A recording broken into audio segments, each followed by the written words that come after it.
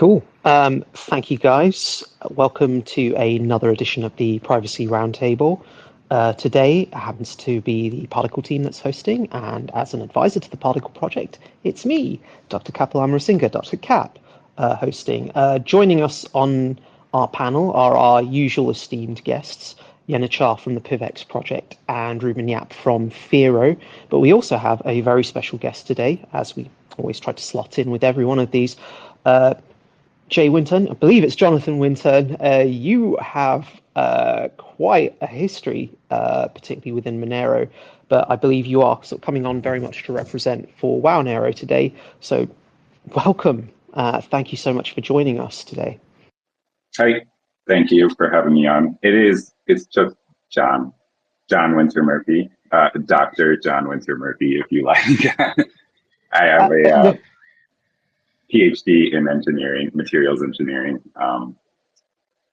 And yeah, I met you last year in Monerotopia in Mexico City, and I talked to you a little bit about possibly adding Wownero to Basic Swap. And now here I am about a year later, and it looks like there's the kind of beta alpha release from Offern, where Wownero, I think he's got it integrated at this point. So yeah, thank you for having me on. And yeah, I have been around Wownero for a long time, since pretty much the beginning. And if anyone is going to be at MoneroCon, I'll be giving a talk at 7:30 p.m. on Friday evening called Monero is Free and Open Source Software, which is primarily kind of history and some context for where those words in our vernacular come from, free and open source software, and then a little bit about how Monero fits into that movement. So yeah, thank you guys for having me on, and I'm glad to be here, and I will let you lead us onwards. Yeah, no worries. Well, firstly, Yen, would you like to introduce yourself? I know I did the introductions already, but sure. I'm Yenachar. I'm part of the PivX community and representing PivX in this privacy space. And Reuben? Hello, I'm Reuben from Fero. Hello. I'm so tired. Fair enough. I'll give you a break today, Reuben, then. That's all right. After boxing, Reuben? Yeah. 10 rounds, so I'm like kind of pooped. Wow. Fair enough. Oh, it's a good thing I lay in bed all day. I shouldn't have admitted that. No, I've been working all morning. But no, the topic for today is towards spending privacy coins from speculation to everyday use. But John, well, can I call you Dr. John? And by the way, I remember our conversation. What do you I prefer John, no doctor, John. Please. But yeah. Okay. No, sorry about that, John. Firstly, I remember our conversation from last year. I do remember sort of chatting to you about Wownero. I really appreciate that, actually, and I'm really glad to kind of see sort of Wownero getting integrated. I know the integration's been taking a bit longer than expected, but to be honest, I'm really, really happy that often I can never pronounce that properly, but often XMR, him coming on and really a lot of the work that he's done to sort of help energize the basic swap community and to help with the development and bringing people together. It's been amazing, really. So yeah, I know it's been taking a bit longer than expected. Before we kind of get into the main focus of our discussion, I was hoping you could tell us a bit about Wownero.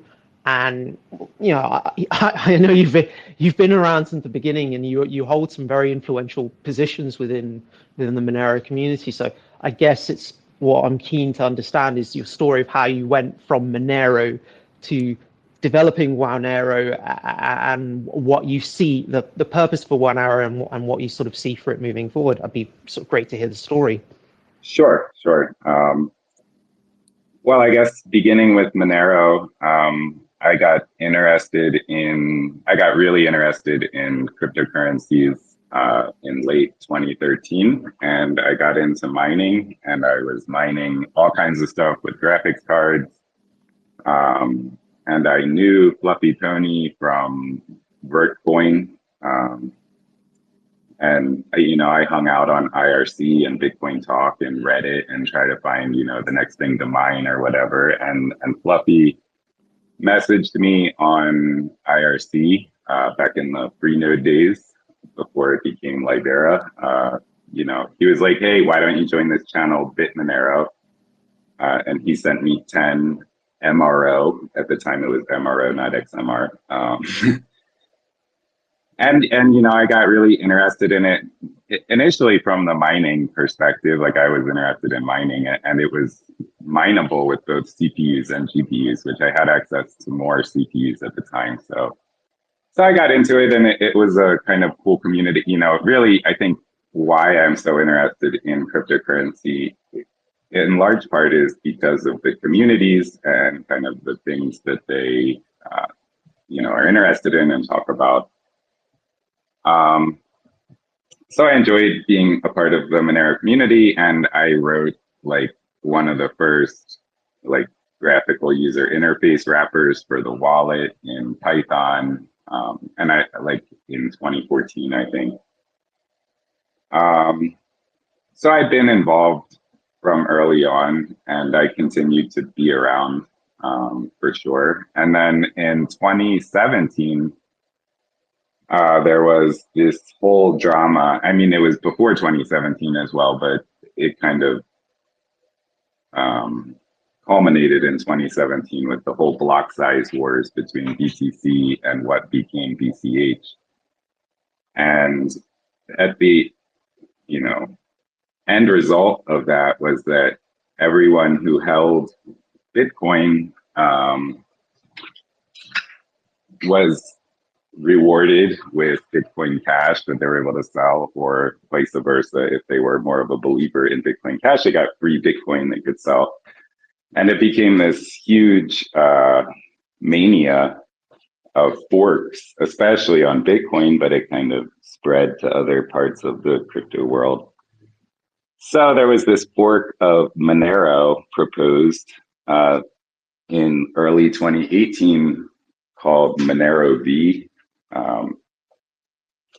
And their whole value proposition was they were going to move the decimal place one over so that when you got your airdrop of Monero V, you would get 10 times as much Monero V as you had Monero,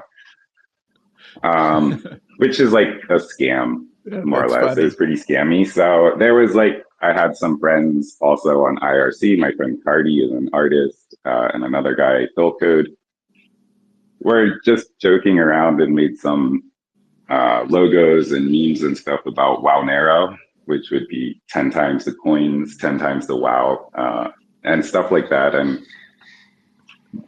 there was an issue with this Monero V fork because, unlike in Bitcoin, where everything is already public, the issue with the Monero V fork is that because of Monero's ring signatures, if people used the same input, if they spent the same output with different ring members, it could kind of de-anonymize their transaction. If they used, when they sold their Monero V, it would kind of be easy possibly to deduce, the similar output on the Monero blockchain. So, right, and not just theirs, but others too, right? Because that transaction could be used as a dummy and as an input to somebody else's transaction. Right. Yeah, it could affect privacy more broadly as well. So right. So there's one of the most prolific coders in Monero history, Monero Moo, wrote this tool to blackball outputs and try to prevent that from happening. But just as a kind of, challenge to see if I could do it, I tried to fork the Monero code and launch, a fresh blockchain with, basically the only difference is, and the other, selling point of Monero V is they were going to remove this tail emission from Monero, which was added to incentivize miners into perpetuity. So they were going to take that back and make it more like Bitcoin. So those were the two major changes in Wownero. Is it has a fixed supply, and the decimal is moved one place to the left. So it, as well. And the emission is stretched out a bit because personally, I'm a big fan of Grin. And they were kind of ridiculed for choosing that linear emission curve. But I think front loading it too much, like maybe even Monero is a little too front loaded, especially with the history of mining mishaps. Yeah, the bug, right? Mm. There was a Cripple miner and then Claymore. I mean, there was a lot of closed source miners where these guys are collecting 1% or 2% of basically every block reward early on when the block rewards are very high, right? So I stretched out the emission curve, so it's even kind of a little bit slower than Bitcoin. But those are the 50 years, right? 50 years, right? So whereas Monero took, from 2014 until 2020 or whatever to hit tail emission, or 2022, 9 years, right? So it's stretched out by a factor of 10 or so. And yeah, I mean, besides that, is like it had a higher default ring size when it launched, and it tends to add things when they're on testnet on Monero. But really, at this point, after I got it off the ground, I set up a mining pool and an explorer. I really don't do much in the way of dev work at all. Like, I'm not a developer. And so there's a guy, Wawario, who kind of keeps us up to date with Monero. And there's a guy, DSC, who's the developer, one of the developers of Feather, who did the wallet, desktop wallet as well, which is a fork of Feather. So there's mostly other people do the coding after I kind of got it off the ground. But I'm still like the benevolent dictator for life, or CEO of Wownero, or whatever. I've like trapped myself into this position. So here I am talking to you guys now. That's okay. Can I ask you something? Have you considered extending the emission curve over a 500-year period? Then marketing it as I don't know. Was there another part of that question that I missed? Well, no. I was going to say, if you extended it over a 500-year period, it would technically be the last coin left standing without a tail emission. So you could say, Dr. Cap? Oh, and Grin, and all these infinite supply coins. Yeah, I mean, well, Monero is an infinite supply coin now as well, right? So, yeah, Grin's emission curve is just linear. So it's 60 Grin per block, which is every minute. So it's just 1 Grin per second forever, which is kind of cool because then you can it very directly relates time to the monetary unit, and time is the ultimate currency, right? Right, and it actually diminishes as a percentage over time, right? So it's zero. Right. So yeah, it does. I mean, like the inflation becomes lower and lower. I actually wrote some Python to plot the inflation rate of Monero, Bitcoin, WoW, and Grin recently, and it takes like 200 years or 150 years or something for Grin to get like below that 1% annualized inflation rate. Yeah. But I mean, I think that's a feature, not a bug. I know that's somewhat of a controversial opinion. Well, go ahead. No, I don't think. Sorry, go ahead. No, I was just going to say, if you had a 500-year emission curve, you could do the whole there can be only one kind of coin. No, I mean, I didn't have anything else. No? I'm kind of interested. I think, Wownero, it's a very cool and unique project for multiple reasons. But one of the reasons is the focus on memes, right? I mean, it's just like fun. And to some degree, everything in crypto is a meme. Depending on how you define meme. But You know? I 100% agree with that for sure. Yeah. But Wownero like really embraces that. Maybe explain a little bit of your philosophy towards the meme. I mean, I run the Twitter account, so like the whole project was born from these like silly memes about 10 times the coins and 10 times the wow. Yeah, exactly. And so like, you know, when I launch a project, like I started putting dumb shit on Twitter and then there's another guy, is a menace he is a guy who wrote the code for, and I think he runs Monero.fail, which is like a node site for Monero. Anyway, he wrote the first version of suchwow.xyz and put that up, I don't know, long ago. It must have been 2019 or 2020, I think, where it's just a website where people can post memes, and every time they post a meme, there's like an address associated with it. So people can tip the meme, and then the people who posted them get paid out. And so that's been around. It's got a new upgraded version that was written by BSC. It's still at suchwow.xyz though.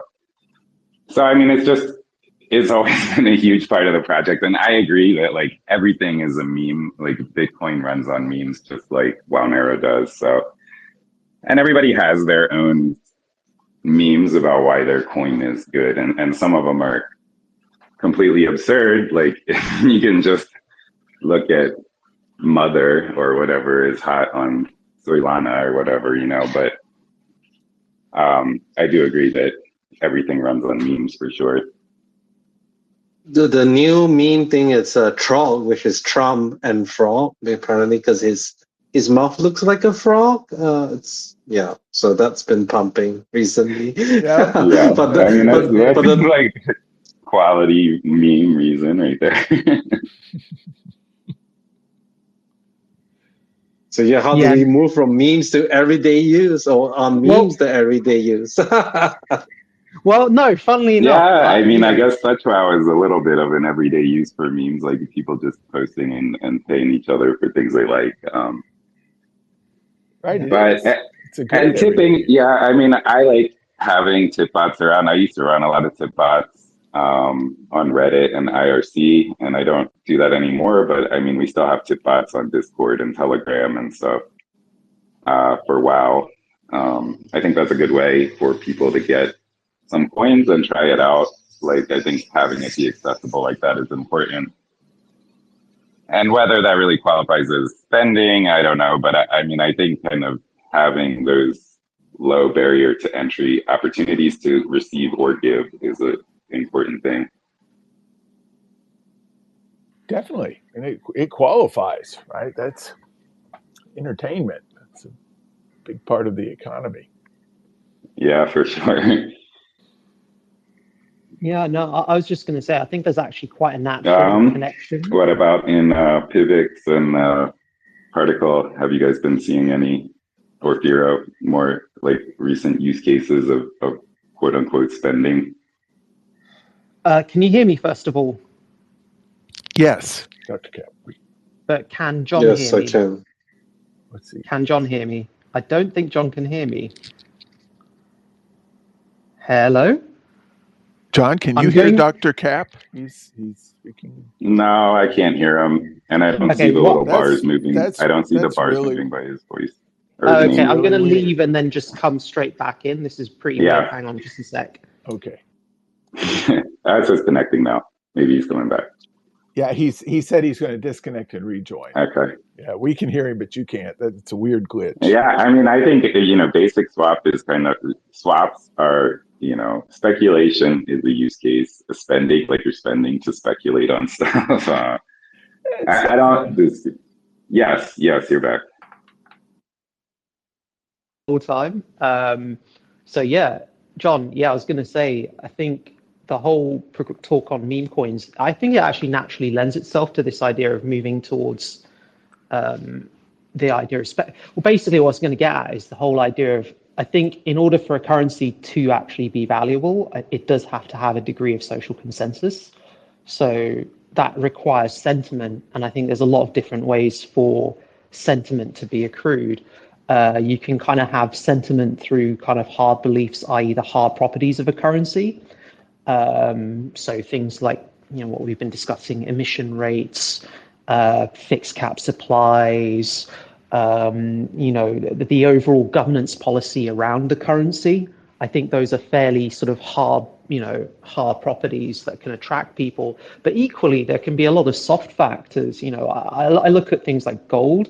If you look at gold, it trades as the universal currency, as it were, relatively inflation-resistant currency. And the narrative behind Bitcoin, and I say that's the narrative of digital gold, has a strong sentimental value. It resonates to a lot of people, and I think that's why Bitcoin carries a lot of the ongoing weight that it has, even if Bitcoin's core narrative has changed massively, over the last 12 years, definitely. So I think, I used to be, firstly, I've got a soft spot for Dog with Hat because their website is just makes me laugh. I'm anti Solana in general, but I mean, that's cool. No, not Solana as a technology. I don't care for Solana as a technology, but just if you go to that website, the first thing it says, it has this whole paragraph of saying Dog with Hap is the world's greatest currency, and it's all scratched out. It's got like that cross mark, and it's crossed out in such a way that you read the uncrossed bits, and it's like it's a dog with a hat, and it's like it's the most unpretentious thing. It's like I can read that and go, that is not an investment at all. That's not something I'm going to invest in. But at least I can see the comedy in this. It's not even it's not trying to mislead. I think that's the I don't know. I think I disagree with that. I think that most of those meme tokens, especially the ones that are successful, like Pepe, Dog with Hat, like they're distributed unequally, and the people who receive the large distributions have connections with Coinbase or other listing agents, and it's portrayed as this fun, community thing, but it's not that at all, in my opinion. So yeah, well, I don't disagree. No, I don't disagree with you at all on that. I think what I'm trying to say is, for me, it's like that's the first. A lot of meme coins I see, and this is the thing that I hate. This is just me being honest. Is I see a lot of articles on different meme coins being launched, and they're promoting themselves as investments, and I really hate that because I feel that really misleads retail onto what it is. I think. Sure. I think that. Sorry. Go ahead. Yeah. So for me, when I saw Dog with Hat, I was like, okay, this is not even, if you go to the website, it's not even pretending to be an investment. I kind of can be like, okay, that's fine. This will pump and dump. This is a casino, and it's not pretending to be anything else. So I think it's still pretending to be something that it's not by putting forward that message that it's all fun. Because even if they say that, it's like the large holders, they're not gonna start pumping the token and then announcing listings and paying for Twitter bots and all of that stuff just for fun. Like there's ulterior motives behind those, I think. But I think they're important just because like it's such a wild, unregulated space. As more people come into this space, like it's like it's a lesson if you don't avoid them from the start, then most people learn pretty quick that you don't. It is a casino, and you're better off going to the real casino and betting on black, in my opinion. Well, no, it's also a lesson as to the power of memes. I mean, I'm not sure also that as well. Yeah, appreciated it before. Yeah, I mean, I love cryptocurrency, like I said, for the community and like sociological and like just seeing how things play out type of it's interesting. Like it's all new stuff and people behave in very strange ways for sure. Yeah. Maybe Ponzi's fun again. Well, I'm going to ask you guys something. What do you guys think the enduring kind of status of Dogecoin is, because there's a part of me, Wait. I've watched Dogecoin for about 8 to 10 years. I can't even remember, since 2016 at least. I kept expecting it to I was fail about to touch on that. all the time. And, you know, the last cycle, not this cycle so much, but the last cycle, to see it go to where it did, I couldn't personally get my head around it, but I would really like your thoughts there on how it achieved that status. Think of it like this: crypto is scary. A lot of regular people hear crypto and they don't want anything to do with it. Like, they're afraid of it. But then Dogecoin came out and it all of a sudden just became a plaything. And that's why Doge surpassed Litecoin both in hash power and in market cap. And it's a similar story with Wownero, where privacy is scary. So you have people that use Monero, but a lot of the people that use Monero are technical people, the people that understand the technology or people that understand the use case, where people outside of Monero they're afraid of it. Wownero is sort of like in the memes and everything, it's sort of like a Trojan horse. I would agree with that people. For sure. But I would add for Dogecoin, I mean, it's a pretty fairly launched proof of work coin. It had the advantage of low unit price bias, which we have seen work for many tokens. People want to buy something. It feels better to buy 10,000 Dogecoin than it does to buy 2 Litecoin or whatever, right? For a lot of people, at least. I mean, that's people coming into crypto. That's something they learn, right? It's the same thing with Wownero. Yeah. It's the same thing with Wownero, because there's 10 times as many, right? But really, there's one less unit. Right. So with Wownero, there's actually the same amount of Wownero as and atomic units. Think you have 10 times more of them. Units. Yeah. And also, finally, if you look at atomic units, it's the same thing. It had Elon, right? So that's that going for it, which is no small thing for sure. Right. Yeah. But if you look at crypto before Doge became, because Doge isn't even like a meme coin. It's just a dog coin. I think everything's a meme coin, but also I think, Doge and Litecoin have this kind of unique symbiotic relationship now where, they kind of secure each other's networks. It was insane to me that Doge became like the master of the hash after, they went to Litecoin to like save their ass. But yeah, I mean, I think that they're gonna live on together at this point. Yep. And to touch on what we were talking about earlier with can I weigh in a bit? Hello. Hey, Reuben. Oh, okay. Oh, sorry. I can't. My Twitter can't see who's talking, so never mind. I'll just shut up first. I was just saying, with Monero V, one of the things that Wownero did was it protected Monero from that fork. So it basically let people detract from Monero V and go onto Wownero instead, which wouldn't hurt privacy. So Wownero has always been like an ally of Monero. I would say that I used to describe Wownero as blockchain performance art, and to some extent, I still that's part of the reason why I still am interested in Wownero, and I like to be a part of it is because I believe it gives me space to call out what I see as scammy behavior in other projects. Wownero is this absurd, silly fork of Monero, but in, I would say, almost every way, it's less of a scam than almost every other project. You could even argue than Bitcoin. So yeah, I appreciate having this soapbox. There's the model also of Wownero is to Dogecoin, right? What Monero is to Bitcoin, right? It seems like I've seen that. Yeah, I've heard that as well, but I mean, I guess I'm a little more active than the people who launched Dogecoin at this point, and I use my soapbox more than yeah. So. But back to the topic of using it for everyday use. I mean, Monero obviously has a lot of real use case. Of course, some of them are illicit, some of them are okay. I'm actually really curious what's the what's the degree of like, ransomware versus, just people buying gift cards or just transacting value or, just becoming kind of like, oh, let me hide my cryptocurrency and move it in.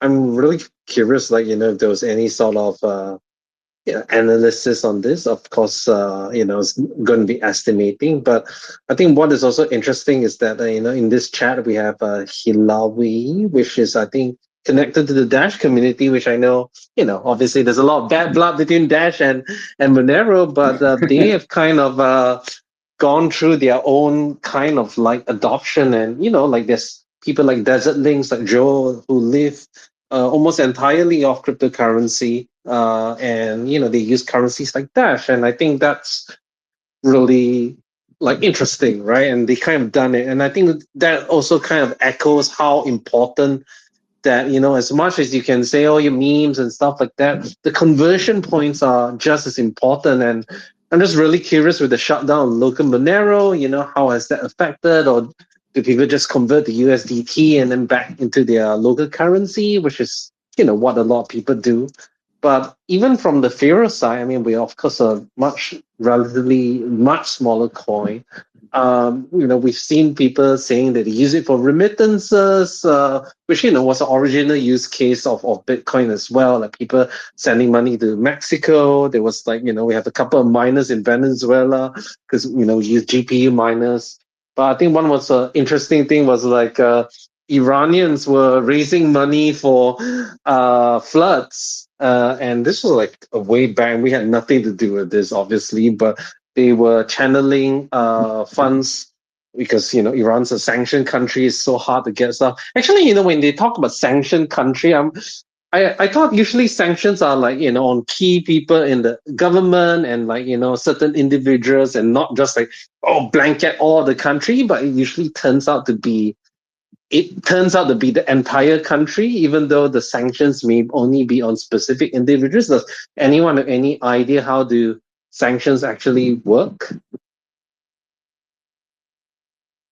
Oh, I can't hear anyone talking. I think Reuben, I think it depends on the country and the way that the laws are written. I mean, and it depends on what country's dealing with them, right? Like everybody implements their own sanctions against countries. It's not like they all write the same exact text. So yeah, I mean, I would say that's certainly a use case. I mean, we saw that early in the Russian invasion of Ukraine, that I think that was probably the first time where there was like a state raising money on Twitter via cryptocurrency to fight a war.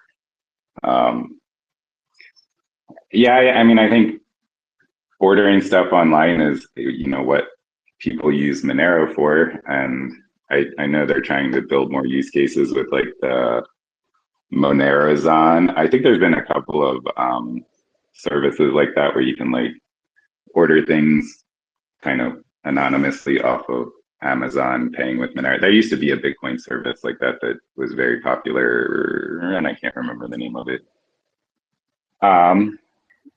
I think for Wownero, I was just going to say for Wownero, I mean, it's not heavily used. Like we don't have transactions on the blockchain of mining pools paying out. Like, I mean, I think that creates activity for a lot of blockchains that Wownero doesn't even have that, because we've been kind of solo mining only for a few years. And it's probably like 20 or 30% of blocks at most have transactions besides the Coinbase transaction.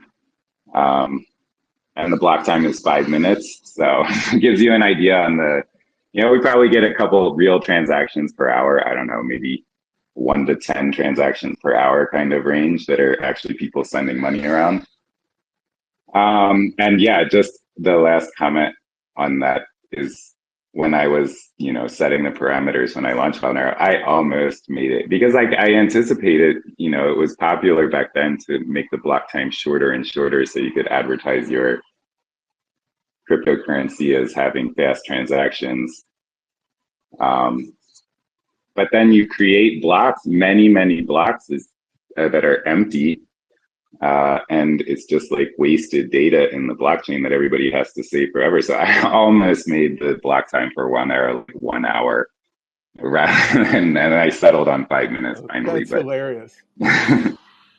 I don't know, man. I kind of like the idea of a 1 hour block time. Yeah, I for know. that Well, rationale. you can pitch it as it's better if you want to have some kind of like, interplanetary operable blockchain system, because you certainly can't have you can't have fast block times. You have to deal with the speed of light between here and right. Mars. So we were just planning for the future. Yeah. Have you watched Highlander, like the Highlander films? No, I haven't seen them. Okay, it's this whole idea of a bunch of immortals battling it out, and there can be only one.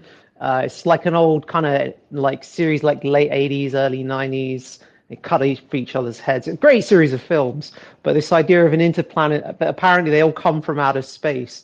But I don't know why this is a bit random in me saying it, but you were talking about, a longer emission period. Is there anything stopping you guys from making the emission period like over 500 years before it kind of tops out? No, no, except at this point it would require a hard fork, which would require like somebody doing work, which is a heavy lift probably.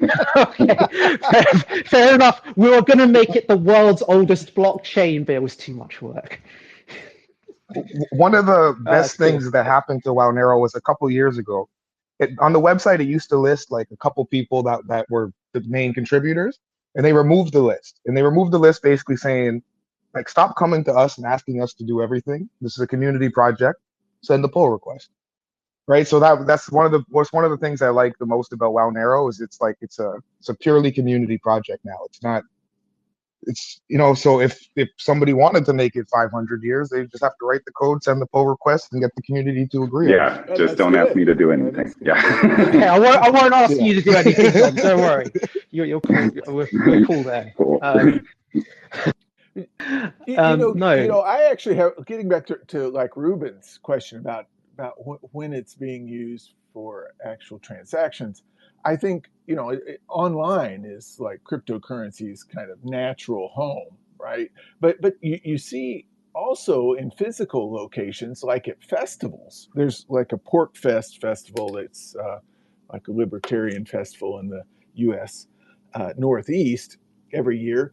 And they accept cryptocurrency there. And one interesting phenomenon I've noticed at Pork Fest is there's often a discount to the buyer for using cryptocurrency. The vendors tend to want cryptocurrency. I have a theory that it's like a no KYC way to get it. That's cool. Yeah, actually, I heard, but it actually is a premium there. I heard about 3 or 4 years ago about Pork Fest on the radio on NPR, I think, and they were talking about at that time how the vendors were just starting to, some of them, accept Bitcoin. And up until that point, the way that they would transact is they like carry around pieces of gold and they'd like clip off the right amount of gold to like buy a coffee or something. It was ridiculous. Yeah, they also do that. They also have like gold embedded in notes and things. Yeah, so but I know small silver bars you can buy. Yeah. Right. Yeah, like I'm friends with Doug, who's the Monero talk maniac.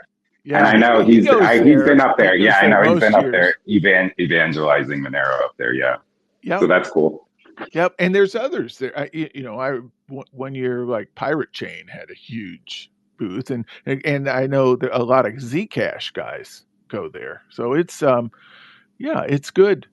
But getting back to like Bitcoin, we're all in the privacy space, and I think for something like that, like going to Pork Fest and buying things, or most uses online, I mean, it just really needs to be a privacy coin, right? Who wants to go to Pork Fest and buy something with Bitcoin and expose everything they own and so forth?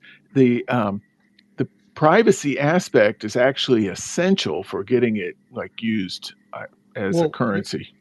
I was going to say, it's really interesting you're saying this, because literally what I was just thinking is, if you look at the history of how Bitcoin was marketed, I was aware of Bitcoin in 2011, and I'll be upfront. How I found about it, about it was through, I was just browsing on the Tor network, and I was like, what is this Bitcoin? Oh, you can use it on this marketplace and this marketplace. And you look at the marketing for Bitcoin in 2011, it's like the world's most private currency, untraceable. This was before chain analysis. And going back to and before KYC on the acquisition too. Exactly. So it was really and before full disk encryption. Yeah. That too. So I mean, the narrative for Bitcoin back then was very different to what it is now, like a polar opposite in many ways. But it had gained usage and it had gained traction on these marketplaces. And the very fact that it had gained usage and traction, I feel that was kind of almost the proof of concept that, okay, a store of value does exist, a currency that's digital exists, and people are using this. And kind of going back to what you said, we've moved away from that now. It's like, well, without the privacy aspect, actually, what are you losing from using, if you use a public cryptocurrency compared to using straight cash, in many ways, you're kind of losing a lot of right. No, that's things. Exactly right. And the funny thing, and it's almost the thing I want to get. It's just something I wanted to address when John, you said it, and it was you were asking, what sort of happened with Particl. I think there's such a thing as right idea at the wrong time. And I think the idea of, I think very much what's changed over the last 10 years of me, since I've been involved in this sort of area, is this idea that people are socially accepting cryptocurrencies more as the idea of actually being usable units of currency. That's not a conversation you could have had with so many people 5 years ago, 6 years ago, 7 years ago, 8 years ago. It's a lot more of a niche conversation. It's less of a niche conversation now.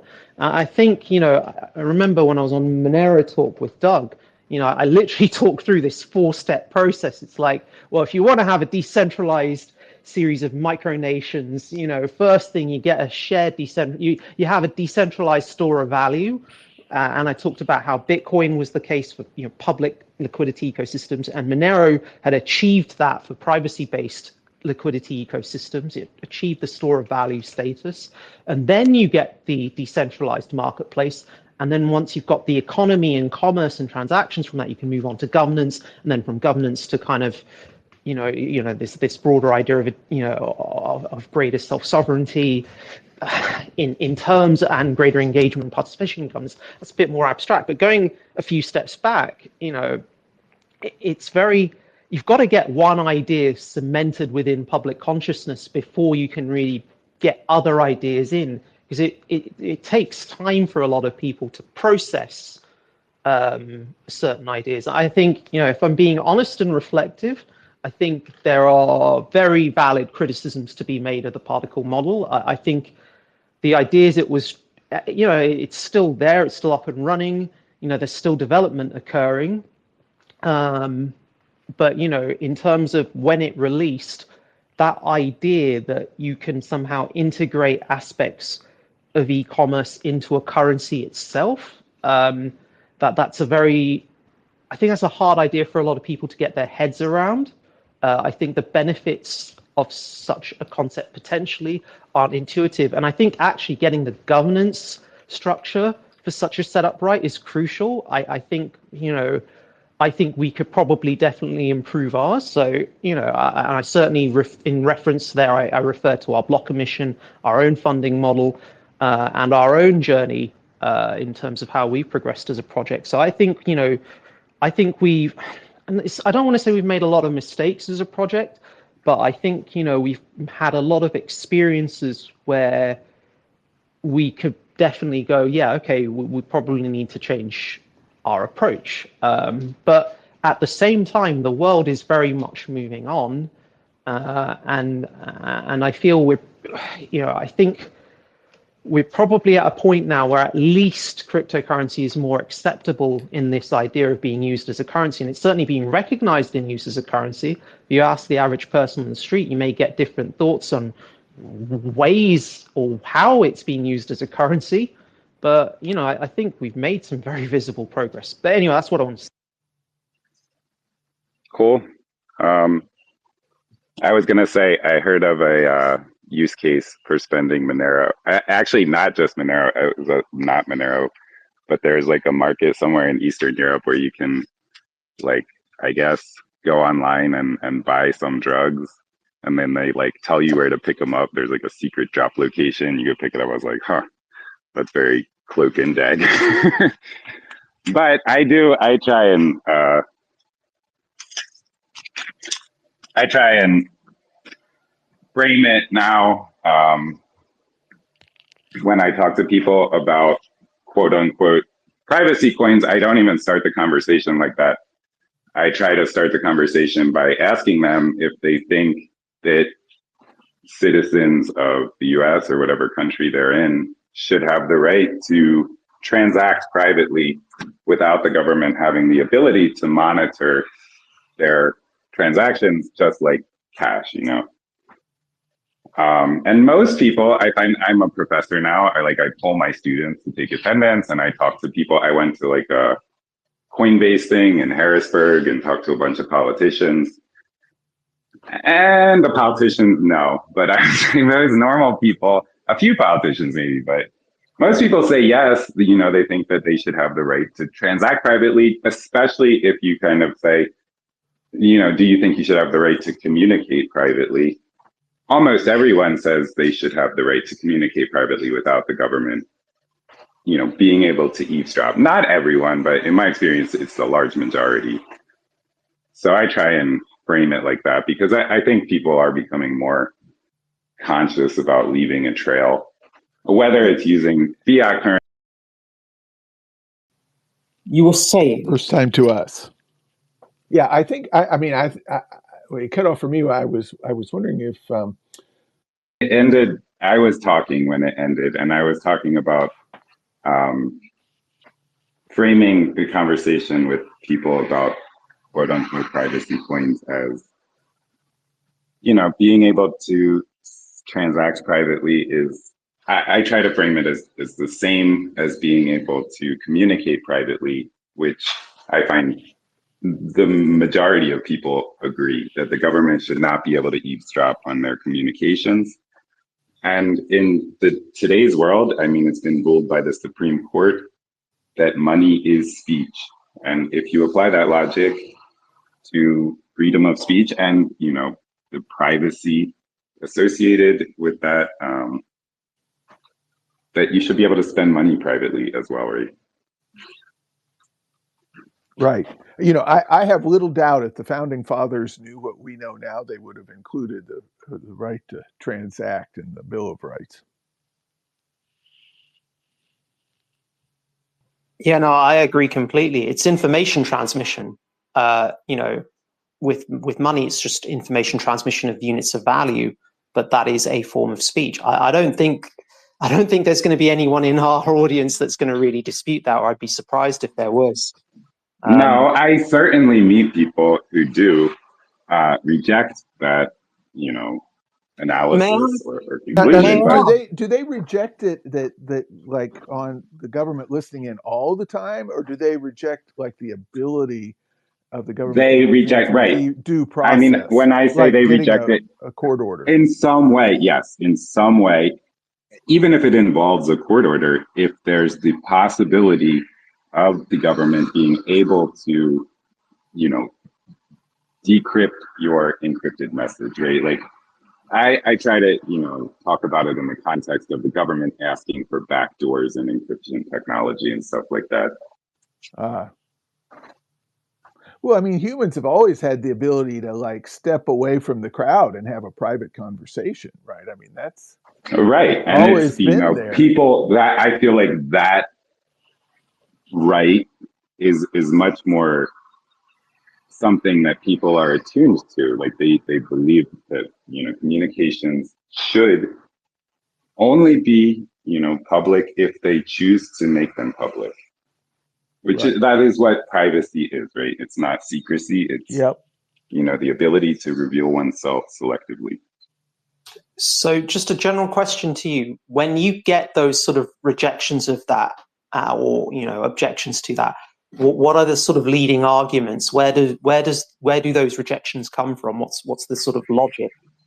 Well, I would say, like at the Coinbase event in Harrisburg, I mean, the politicians, even a Republican congressman, I forget his name, but the Republican congressman from somewhere out, a U.S. congressman out by Pittsburgh, it just would not go on the record and say that he believes citizens should be able to transact privately, because, well, he didn't say it, but there was another Democratic congressman who's like, they believe that the government should be able to, spy on every transaction is what it comes down to, right? If they can spy selectively, they have to be able to spy on every transaction that's going on, right? And they believe that the government, the CIA and the FBI should have that ability. Fair enough. And do the sort of people who push this forward, do they realize that those same powers could be used against them? Yeah, of course, I think. And, they're just, upright citizens, so they don't have anything to worry about. And they want the US or whoever to police the world. And, that's what they believe the natural order should be, I think. Yeah, no, I find it interesting. I mean, to me that, that's obviously the typical, it's about power and control narrative at the end of the day. But I always, why do you think that is? Why do you think a lot of people, I mean, to be fair, it took me a while to really get this, but why do you think a lot of people don't necessarily understand that abuse of power can be by anyone at any time over anything? Have you sort of got any thoughts on that? I suppose here in the United States, we have had a relatively, peaceful existence here in the United States. Not that we haven't been carrying out wars all over the world for the last 70 years, but so I think, people are generally maybe a little content and, I don't know, like fat from suckling on the government teat. I don't know. They trust the government. The government's been good to them, and like things are good. So let's keep things like they are, which like they are now means, that the government can surveil almost every transaction, right? Okay. So I'm just asking this as a Brit and as an outsider observing.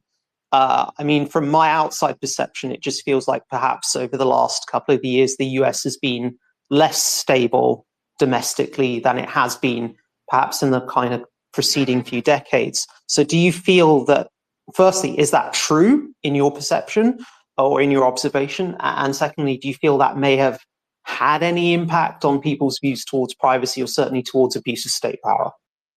Sure. I absolutely agree with that. I think, more and more people recognize the quality or lack thereof we get in our presidential candidates, as well as more importantly, Congress. I mean, Congress can't do anything. And there's increasing, it seems like there's increasing vitriol and distrust on both sides, which inevitably breeds distrust in the government itself. I mean, that's more of a, conservative point typically, that, to distrust the government and you want it to be as small as possible. But I think you see that more on both sides now with, Trump being in power. There's, more reason for that to kind of happen on the left as well. So I think going back to Snowden, there's been a growing, or even before that really, but I think in the popular consciousness, having Snowden in exile and all of that stuff, it's been building, not going away for the last 10 or 15 years or whatever. And can I ask again, where do you sort of see it going moving forward? Well, I mean, I'm a Monero bag holder, so I'm optimistic in terms of adoption. You know, I hate to make predictions about the future, especially about prices and what people should buy, but I am never sure about anything, and so it's hard to say where things are going to go in the future. Except I believe that, you know, private communications, and you know, I believe that includes spending money, is going to become more of a concern for more people around the world, than it's not going to become less, in my opinion. No, in some ways it's reassuring to hear that in a weird kind of way, because it almost feels like, yeah, no, I get it. Kind of growing instability. I think, you know, going back to kind of that theme of transitioning to peer-to-peer spending of private crypto. I think one thing while we're waiting, that's contributing to the changing situation in the U.S. also is a growing wealth gap between the top 1% or top 1/10 of 1% and the rest of the people. Yeah, for sure. I would say that contributes as well. I feel like a lot of what you're saying, to me, in some senses, suggests that there will be a natural transition to privacy-based cryptocurrency over time. And I don't know how long that's going to take.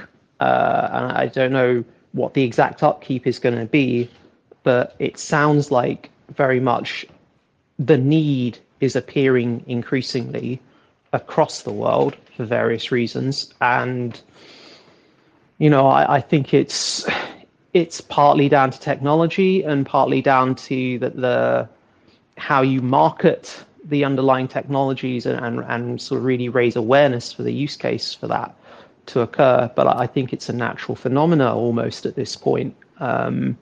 I think we're seeing a lot of different forces at play. So, you know, I think to me that this has been kind of useful to kind of get a sense of where everything is going and to kind of re-examine. I would definitely agree with that. And just to wrap up, I would just add that as much as I love Monero, I just said, like, I'm never sure about anything. I think it's totally possible that, I mean, there could be some new Bitcoin L2 that absorbs everything and nobody ever uses anything except for this Bitcoin L2 for privacy. Like, who knows? But I'm happy to be a part of it and see where things go. And thank you guys for having me on. I appreciate it. And if anybody's going to be in MoneroCon, I'll see you there in 48 hours or something. It's crazy. Well, wishing you a safe journey, man, and honestly hoping you have a great time at MoneroCon. Thank you so much for having us on, for coming on, and yeah, hopefully I'll catch you soon. Nice. Yep. Thanks for having me. John. Yep. Thank you Bye, for y'all. joining us. Bye.